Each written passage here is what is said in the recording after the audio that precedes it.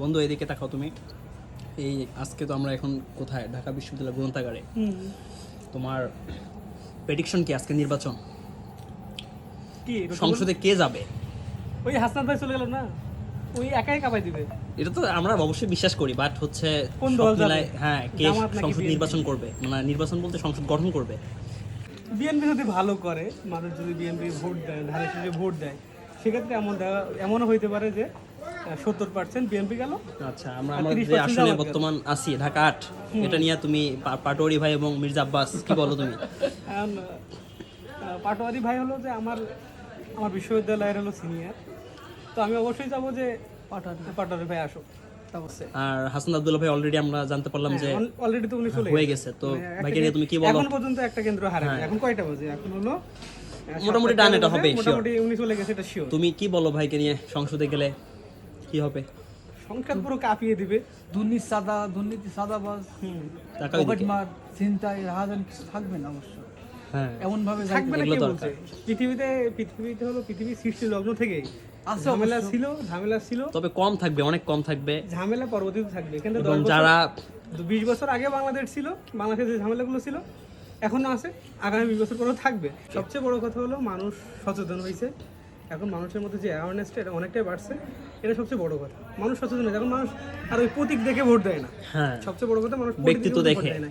এটা কিন্তু আমরা এখনো পর্যন্ত দেখতে পাচ্ছি। প্রত্যেকটা আসনে কি হচ্ছে, হ্যাঁ, যে কে কতটুকু কাজ করতে পারবে, এই উপরে ভিত্তি করে কিন্তু মানুষ ভোট দিচ্ছে। এমন না যে আর শোনো, সর্বশেষ আজকে নির্বাচন তোমার কেমন মনে হলো সারা বাংলাদেশে?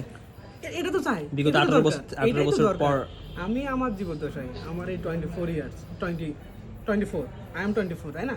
তো এই 24 বছর বয়সে কয়টা ভোট দেখছি, কয়টা নির্বাচন দেখছি? 2-3টা দেখছি হয়তো মতো। 2-3টার মধ্যে এইরকম যে আমেজপূর্ণ, মানে একটা যে উৎসবমুখর মানুষগুলো যে পরিবেশ, ট্রেনে, এই উৎসব লঞ্চে কিন্তু দেখি করে নাই। গেছে, হ্যাঁ, হ্যাঁ। কেমনে গেছে মানুষ ভোট দেওয়ার জন্য, এবং ভোট কেন্দ্রে যে পিকচারগুলো দেখছি, কতটা মানে মনে হচ্ছে যে মানুষের আজকে একটা ঈদ, আজকে মানুষ হ্যাঁ, মনে ফুল হচ্ছে এরকমই কতটা ছিল মানে পরিবেশটা। ভালো মন নিয়ে, খুশি মনে ভোট দিতে গেছে, তাই না? তো এইটাই তো দরকার। আমাদের দেখছি যে বিএনপি প্রার্থী যে আমাদের প্রার্থীকে কোলাকুলি করছে, একে অপরকে শুভেচ্ছা জানাচ্ছে। এটা তো দরকার।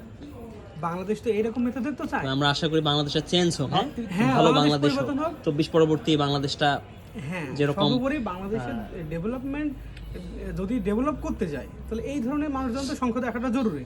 এই ধরনের মানুষ না গেলে তো সংসদে উন্নতি হবে না। আগে আমরা কি দেখছি, এখান থেকে আওয়ামী লীগ আমলে বিশেষ করে ওই সময় আমরা কি দেখছি, যে প্রত্যেকটা নেতার আমেরিকাতে, কানাডাতে বাড়ি আছে, টাকার তারা হলো কয় কোটি, 100 কোটি, 150 কোটি ঋণ খেলাপিতে আছে, পড়ে আছে তারা।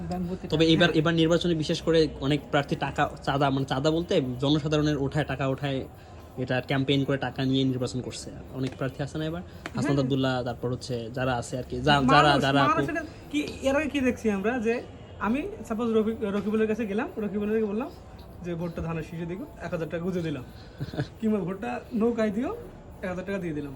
কিন্তু এমন হয়েছে কি, এখন হচ্ছে যে উল্টোটা হচ্ছে, যে আমার কাছে এখন নেতা আসতেছে, যে প্রার্থী, যে এমপি প্রার্থী, তাকে আর উল্টো টাকা দিয়ে বলতেছে অলরেডি যে বাবা বেঁচে থাকো। আচ্ছা দেখো, এটাই উনি কিন্তু জিতো, তোমার প্রতি মানে এই যে এটা তো কোথা থেকে আসে? আচ্ছা, গণতন্ত্র এটাই হওয়ার কথা ছিল না, বা এটাই তো হওয়ার কথা গণতন্ত্র। আমি প্রার্থীকে আমরা টাকা দিব, আমার হিসাবে, আমার প্রতিনিধি হিসাবে সে সংসদে যাবে, এটাই হওয়ার কথা কিন্তু গণতন্ত্র। কিন্তু এতদিন কিন্তু এরকম হয় নাই, না, এতদিন হয় না। কিন্তু এটা দেখছি, এটা ভালো, অনেক দেশের জন্য ভালো, দেশের কল্যাণে অবশ্যই ভালো এটা।